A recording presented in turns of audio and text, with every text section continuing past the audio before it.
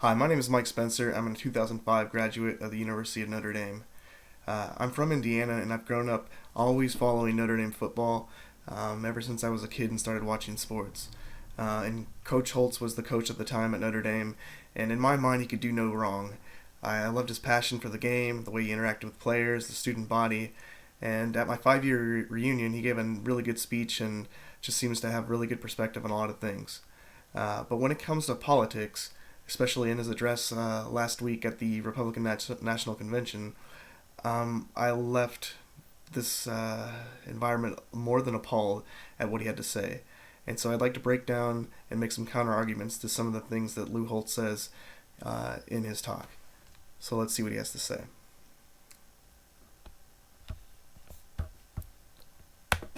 I'm Lou Holtz. Many of you might know me as Coach Holtz, or maybe that football guy.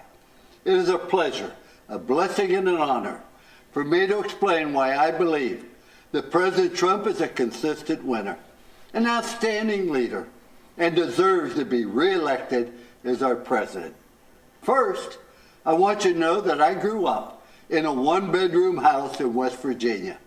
I may have been poor, but the lessons my parents taught me were priceless.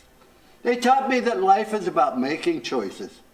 Wherever you are, good or bad, don't blame anyone else. Go get an education. Get to work. You can overcome any obstacles.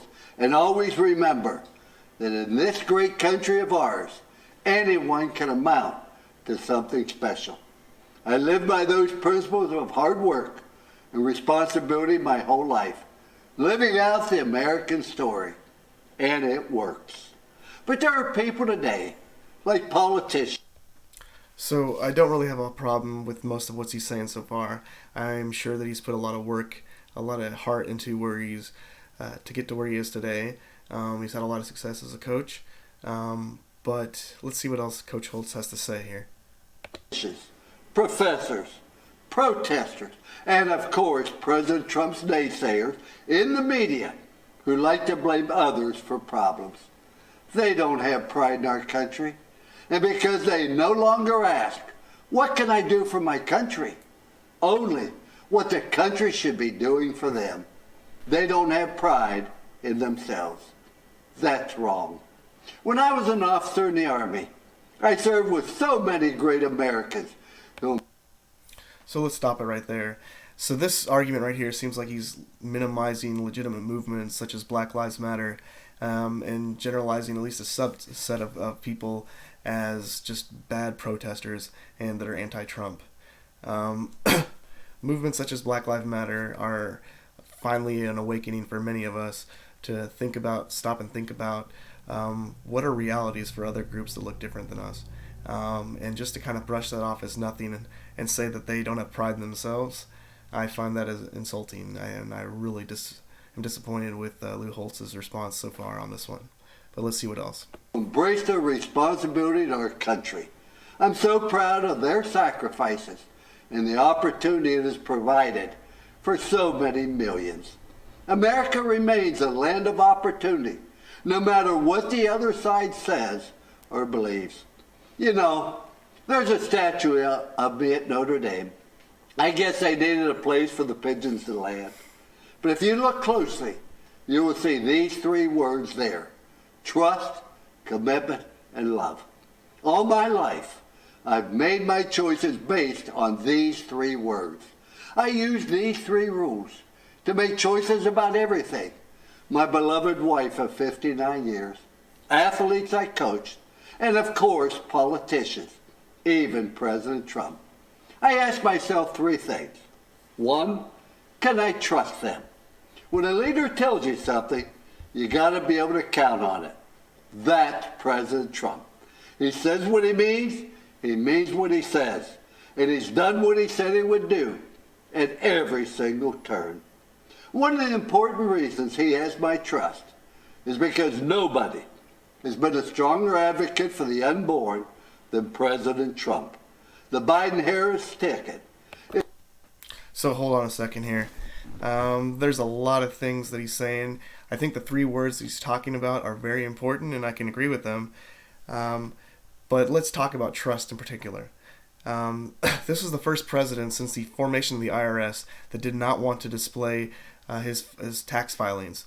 His vice president Mike Pence did this, but he didn't want to do this. That just kind of starts off as, what's this guy got to hide? I mean, like, why doesn't he just come forward with the information like everyone else does? Secondly, over 20 women have accused him of some kind of sexual misconduct or assault. And while you may say that not all of them are telling the truth, just having one is one too many. And so having that many people accuse them of doing something inappropriate, I find it very difficult to call that person trustworthy. For thirds, he was a friend with Jeffrey Epstein, and whether he knew what was going on or not, or was involved with some of the abuse of children, I find it hard to believe that he wouldn't know really some of the activity that was going on, since he frequented his home so many times. That doesn't necessarily mean that he's not trustworthy, but he's definitely willing to hide some pretty disturbing things if that's the case. He basically hinted that he would want to have sexual activity with his own daughter, and he even told his niece, he gave her a compliment on the size of her chest. Does this sound like someone that's trustworthy? I really have a struggle to understand how that could be the case. One thing I will give him is that he's been a jerk since the primaries, and he continues to be a jerk. That thing, he's been consistent the entire time.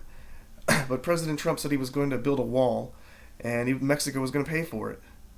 That hasn't happened. The only thing he's done on that regard is built 4 prototypes, of which on the same day when they displayed them, people were climbing over them, so clearly they weren't going to work.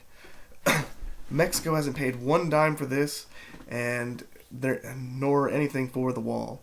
So has he done what he's promised? I don't think so. I believe Coach Holtz was going to say something else about pro-life, so let's get back and hear that message. Is the most radically pro-abortion campaign in history. They and other politicians are Catholics in name only and abandon innocent lives. President Trump protects those lives. Okay, so this honestly, I feel is a low blow, because you're basically calling out Joe Biden's religious beliefs. And while I consider Coach Holtz a good person and has a good heart, this is just a little bit, I think, inappropriate. But let's take a look at President Trump's record on the pro-life front. Yes, he's placed a strong attack on pro-abortion places like Planned Parenthood. He's the first president to walk in the March of Life. But I honestly believe this is all for show. I don't believe his heart's in there. I don't believe he's acting sincere about protecting the unborn.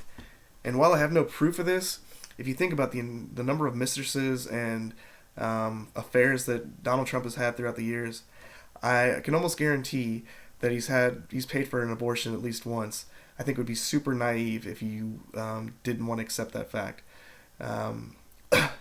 Now, maybe he had a change of heart and he's repented and has actually realized that that's not the path he wants to take, and he actually could be sincere about this, but I really can't buy that, because just like I spoke out about earlier, I don't find him trustworthy at all. This is just an act for show to maintain conservative votes. I don't believe his heart's in it. I trust President Trump. The second question I ask is, are they committed to doing their very best? President Trump always finds a way to get something done. If you want to do something bad enough, you will find a way. If not, you'll find an excuse. And excuses are a lot easier to find than solutions. President Trump finds solutions. Solutions? Offering other countries offending other countries in the world through his Twitter account, being the big bully. Maybe at times he gets things done, but he does it in such a way that he loses his allies. I realize that China steals our intellectual property, for instance, but to use tariffs means that many soy farmers could no longer sell to China, which is their second biggest market they sell into after the United States. Yes, Trump may get something done, but has it actually been a positive outcome? I'll let you decide that. President Trump is committed. And the third question I ask is, do they love people? Do they care about others? To me, this is very clear. President Trump has demonstrated through his prison reform, advocating for school choice and welfare reform, that he wants Americans from all walks of life to have the opportunity to succeed and live the American dream. President Trump loves our country and our great people. Okay, love and Trump in the same sentence, this is not something that I believe can ever go together. While I agree that the prison reform is favorable and helps a lot of people, especially African Americans that have been imprisoned, you tell me how in 2017, when Puerto Rico got hit by the hurricane, how he was showing love. When he went there and the first thing he said was, "Your storm has ruined our budget." Does that show love? All he cares about is the money, but he doesn't care about actually helping people in need? He also went out to the locals, and since most of the resources had been cut off, they were forced to use these little packets to clean the water, and that's what the water they had to drink. And Donald Trump said, "Are you going to drink that water?" And the locals said, "I don't have a choice. This is all I have." He's like, "I wouldn't drink that." So mocking people to their face is an act of love?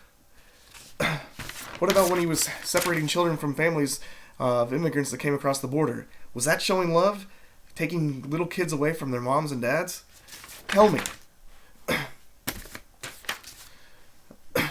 Was he showing love when he defended the alt-right neo-Nazis, hate groups, and what happened in Charlottesville, saying that they were good people, rather than denouncing such hate that's clearly present in some of these individuals? Is that love? Was he showing love when he was mocking the disabled reporter publicly in a speech? I don't see how any of this is love. You tell me where you see love. I would love to hear it. Trust, commitment, and love. In President Trump, we have a president we can trust, who works hard at making America greater, and who genuinely cares about people. If I apply this test to Joe Biden... Hold on a second here. So he makes America greater, really? I really think that Trump works at dividing our country, such as an example of calling NFL athletes SOBs because they were trying to have a peaceful protest to force some kind of police reform. Honestly, his attitude doesn't bring us together. I think it creates an us versus them kind of mentality, and I don't see how that is making America great. I can't say yes to any of these three questions. I used to ask our athletes at Notre Dame. So hold on a second. So he said, just to recap, because that kind of got broken up, he said that he couldn't say yes to any of the three questions for Joe Biden. And maybe Joe Biden doesn't pass the test for all three. But I'll tell you what, if Trump hadn't been around in 2016, we would all be in a better state right now. If you did not show up, who would miss you and why? Can you imagine what would happen to us if President Trump had not shown up in 2016 to run for president? I'm so glad he showed up. I'm not. I'm terrified of what's happened, and I can only hope that you guys agree with what I'm saying in this video. In the end, I think Coach Holtz knows a lot about football, and I think you should stick to that. And your political opinions, I wish you would just keep to yourself. Thanks very much.